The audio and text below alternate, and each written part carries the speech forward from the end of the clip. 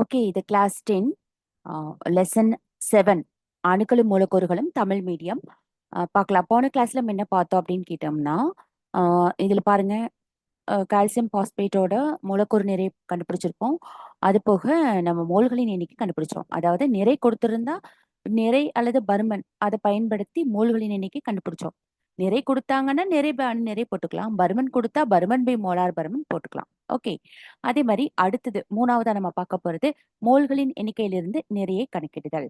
இப்போ நம்மளுக்கு நிறை கொடுத்திருந்தாங்க அப்படின்னா மோல்களின் எண்ணிக்கை எப்படி கணக்கிடுறது அப்படின்னு நான் சொல்லியிருந்தேன். நிறை பை அணு நிறை. ஓகே, நிறை கொடுத்தாலே நிறை பை அணு நிறை போட்டுக்கலாம். ஓகேவா? இப்போ நம்ம கொஸ்டின்ல என்ன கேட்டிருக்காங்க அப்படிங்கிட்ட மோல்களின் எண்ணிக்கையிலிருந்து நிறையை கணக்கிடுதல். நம்ம போன தடவை மோல்களின் எண்ணிக்கை தான் கண்டுபிடிச்சோம். ஆனா இங்க வந்து அவங்க மோல்களின் எண்ணிக்கை அவங்களே கொடுத்துட்டாங்க.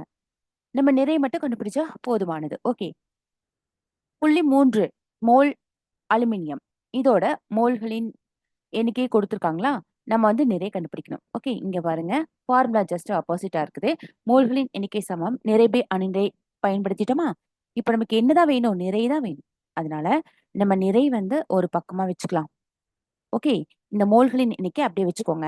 மோல்களின் எண்ணிக்கை. ஓகே, இன்டூ இந்த அணுநிறை இந்த பக்கம் வந்துச்சுன்னா மல்டிப்ளிகேஷன்ல தானே மாறும். அதனால அணுநிறை. இப்ப இந்த ஃபார்முலா ஏன் போட்டிருக்காங்கன்னு உங்களுக்கு புரிஞ்சிருச்சு இல்லையா? அப்ப நிறை சமம் மோல்களின் எண்ணிக்கை பெருக்கல் அணுநிறை. நமக்கு அலுமினியத்துக்கு நமக்கு தெரியும் இல்லையா? அணுநிறை என்னன்னு தெரியும், 27 நம்ம மனப்பாடம் பண்ணி வச்சிருப்போம். ஓகே, கொடுத்திருக்கிற மோல்களின் எண்ணிக்கை வந்து 0.3. இப்ப இதை மல்டிப்ளை பண்ணோம்னா 27 × 3 81 தானே. அப்போ இங்க ஒரு புள்ளி இருக்கனால ஒரு புள்ளி போட்டுக்கிறோம், அவ்வளவுதான். ஓகே, அடுத்தது எஸ்டிபியில் 2.24 லிட்டர் SO2 அப்படின்னு கொடுத்துட்டாங்க. இப்போ போன கணக்குல நமக்கு என்ன பண்ணிட்டாங்கன்னா ஜஸ்ட் ஒரே ஒரு அலுமினியம் அப்படின்னு மட்டும் தான் கொடுத்துருந்தாங்க. ஆனா இதுல வந்து ஒரு மூலக்கூறு கொடுத்துட்டாங்க பாருங்க. அப்ப மூலக்கூறு கொடுத்திருந்தா மோலார் பர்மன் இது இருக்கு. ஃபார்முலா பார்த்தோன்னே தெரியும் நம்மளுக்கு. மோலார் பர்மன் இருக்கு. மோலார் பர்மன் இருந்தா என்ன ஃபார்முலா எழுதணும்? மோல்களின் எண்ணிக்கைக்கு பர்மன் பை மோலார் பர்மன் தான் எழுதணும். இங்க பாருங்க, மோலார் பர்மன் 2.24 அப்படிங்கிறது மோலார் பர்மன் தானே. அதனால இந்த ஃபார்முலாவை இப்படி மாத்தி அமைச்சுக்கணும், பர்மன் பை மோலார் பர்மன். ஓகே, இப்ப இது வந்து இதுக்கு முன்னாடி நம்ம மூலக்கூறு நிறை கண்டிப்பா கண்டுபிடிக்கணும். சப்போஸ் கணக்குல கொடுத்திருந்தாங்க பரவாயில்ல, கொடுக்கலையே. அப்ப நாம தானே கண்டுபிடிக்கணும். மூலக்கூறு நிறை கண்டுபிடிக்கணும் இல்லையா? மூலக்கூறு நிறை நமக்கு நல்லா கண்டுபிடிக்க தெரியும். போன கிளாஸ்ல பார்த்தோம் எப்படி கண்டுபிடிக்கிறது அப்படின்னு சொல்லிட்டு. இப்ப சல்பர் டை ஆக்சைடு அப்படின்னு கொடுத்துருக்காங்க இல்லையா? அப்ப சல்பருக்கு மட்டும் தனியா போட்டுக்கோங்க. ஆக்சிஜனுக்கு 2 × O. ஓகே, சல்பருக்கு 32 அப்படின்னு நமக்கு தெரியும். 2 × 16 எதுக்கு? நம்ம ஆக்சிஜனுக்கு 16. அப்ப இது வந்து 32, இது 32. அப்போ 32 32 64 அதான் இங்க கொடுத்துருக்காங்க. ஓகே, முதல்ல நம்ம என்ன பண்ணணும்? மூலக்கூறு நிறை கண்டுபிடிச்சிடணும். மோல்களின் எண்ணிக்கை சமம் பருமன் பை மோலா பருமன். அப்போ 64 கொடுத்துருக்காங்க இல்லையா? அப்போ பருமன் என்னது? 2.24. மோலார் பருமன் என்னது? 22.4. ஓகே, ஆக்சுவலா அப்போ நம்ம என்ன பண்ணிக்கலாம்? இது ரெண்டையும் டிவைட் பண்ணோம் அப்படின்னா நமக்கு 0.1 மோல் அப்படின்னு நமக்கு கிடைச்சிரும்.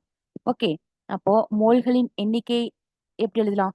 நிறை பை அணு நிறை எழுதலாம். அது போன ப்ராப்ளம் மாதிரியே தானே. அப்போ நமக்கு எவ்வளவு மோல்களின் எண்ணிக்கைன்னு கிடைச்சிருச்சு பாருங்க, 0.1 மோல். இப்ப இதுல வந்து எந்த ஒரு டேட்டாவுமே கொடுக்கல. பொதுவா என்ன பண்ணிட்டாங்க? எஸ்டிபியில் 2.24 லிட்டர் SO2 மட்டும் கொடுத்துட்டாங்க. அப்ப எப்படி நம்ம மோல்களின் எண்ணிக்கை கண்டுபிடிக்கிறது?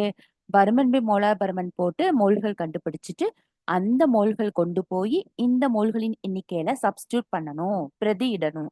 அப்பதான் நமக்கு கிடைக்கும். போன ப்ராப்ளம் வந்து இந்த ஃபார்முலா டைரக்டா போடுற மாதிரி கொடுத்துருந்தாங்க. ஆனா இப்ப அப்படி கொடுக்கல. மோல்களின் எண்ணிக்கை கொடுக்காதனால நாம தான் மோல்களின் எண்ணிக்கை கண்டுபிடிக்கணும். அப்ப நிறை சமம் மோல்களின் எண்ணிக்கை பெருக்கல் மூலக்கூறு நிறை. மூலக்கூறு நிறை நம்ம கண்டுபிடிச்சிட்டோம் 64. அப்ப அந்த 64 தான் இங்க போட்டிருக்கோம். மோல்களின் எண்ணிக்கை என்ன? 0.1. 0.1 பெருக்கல் 64 6.4 கிராம். ஓகே, அப்ப நம்ம என்ன கண்டுபிடிச்சிருக்கோம்? நிறை கண்டுபிடிச்சிருக்கோம். எதுல இருந்து கண்டுபிடிச்சிருக்கோம்? நிறை மோல்களின் எண்ணிக்கையில இருந்து கண்டுபிடிச்சிருக்கோம். அப்ப மோல்களின் எண்ணிக்கை எப்படி கண்டுபிடிச்சோம்? பருமன் பை மோலார் பருமன்ல இருந்து கண்டுபிடிச்சிருக்கோம். ஓகே, இந்த மாதிரி இன்டைரக்டா கூட கொஸ்டின்ஸ் வந்து கேட்கறதுக்கு வாய்ப்பு இருக்கு.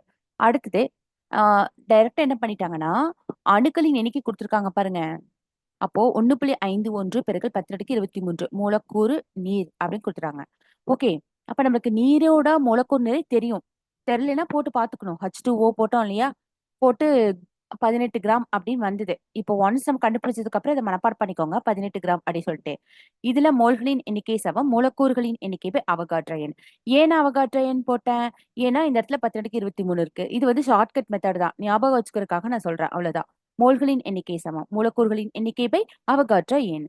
அப்போ மூலக்கூறு அவங்க என்ன கொடுத்திருக்காங்க, மூலக்கூறு நீர் அப்படின்னு கொடுத்திருக்காங்க இல்லையா? அப்ப அந்த மோல்கள் அந்த மூலக்கூறுகளோட எண்ணிக்கை வந்து கொடுத்துட்டாங்க. அப்ப அதை சப்ஸ்டியூட் பண்ணுங்க.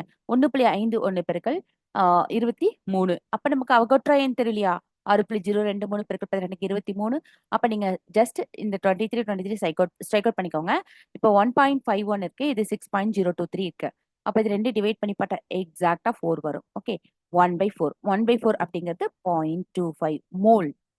ஓகே, இப்ப நம்ம என்ன கண்டுபிடிச்சிருக்கோம்னா மோல் தான் கண்டுபிடிச்சிருக்கோம். இன்னும் நிறைய கண்டுபிடிக்கலையே. மோல்கள் இன்னைக்கு கண்டுபிடிச்சு அதுக்கப்புறம் தான் நிறைய கண்டுபிடிக்கணும். இப்ப நிறைக்கு ஃபார்முலா என்னது? மோல் பெருக்கல் மூலக்கூறு நிறை. ஓகே, சப்போஸ் அணு நிறையா இருந்ததுன்னா இங்க அணு நிறைன்னு போட்டுக்கணும். அணு நிறை கொடுத்திருந்தாங்க அப்படின்னா நம்ம மூலக்கூறு நிறை கண்டுபிடிச்சு வச்சுட்டோம் 18. நீரின் மூலக்கூறு நிறை 18.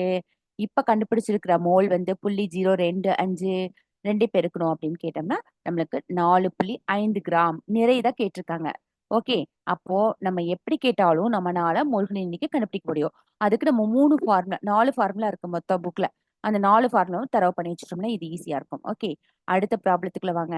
5 பெருக்கல் 18 23 மூலக்கூறு குளுக்கோஸ். அப்போ குளுக்கோஸ்க்கு நம்ம கண்டுபிடிச்சு வச்சிருக்கோம் C6H12O6 180 கிராம். அப்போ 6 into C plus 12 into H plus 6 into O. Okay, இதுல 6 இருக்கு, கார்பனுக்கு வந்து 12, இதுல ஹைட்ரஜனுக்கு வந்து 1 பிளஸ் 6 இன்டூ ஆக்சிஜனுக்கு வந்து 16. அப்போ மல்டிப்ளை பண்ணி பார்க்கலாம். 36 3 96 12. இதுக்கு வந்து பாத்தீங்கன்னா 6 2 12 மிச்சம் 1 72. அப்ப எல்லாம் ஆட் பண்ணுங்க. 72 12 96 எல்லாம் ஆட் பண்ணா இங்க 0 10 மிச்சம் 1 8 9 10 18 180 கிடைச்சிருச்சா? அதனாலதான் இங்க 180 கிராம் கொடுத்துருக்காங்க. மூலக்கூறு நிறை நம்ம கண்டுபிடிக்கணும். ஓகே, அப்போ நிறை சமம் மூலக்கூறு நிறை பெருக்கல் மூலக்கூறுகளின் எண்ணிக்கை பை அவகாட்ரா எண். ஓகே, இப்ப நம்ம வந்து 5 பெருக்கல் 10^23 மூலக்கூறு அப்படின்னு கொடுத்துருக்காங்க. ஓகே, இப்ப மூலக்கூறுகளின் எண்ணிக்கை வந்து 5 பெருக்கல் 10^23. மூலக்கூறுகளின் எண்ணிக்கை இருந்தாலே நமக்கு அவகாட்ரா எண் கீழே வரும். ஓகே, அப்ப மூலக்கூறு நிறை என்னது? 180. இப்ப 180 போட்டு நம்ம என்ன பண்ணிக்கலாம்? மல்டிப்ளை பண்ணி டிவைட் பண்ணி பாருங்க. You can use calculator now. அதனால நீங்க டிவைட் பண்ணி பார்த்தீங்கன்னா உங்களுக்கு 149.43 கிராம் கிடைக்கும். ஓகே.